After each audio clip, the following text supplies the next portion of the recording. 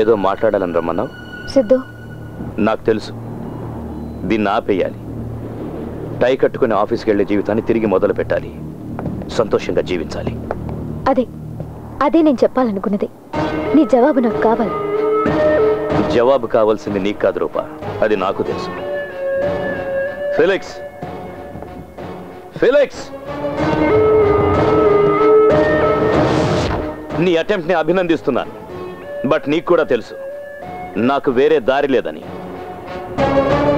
ఇంకా నా వెంట పడొద్దు ఫెలిక్స్. సిద్ధు, నేను చెప్పేది విను. పోలీసులకు ఇన్ఫర్మేషన్ దొరికిందంట.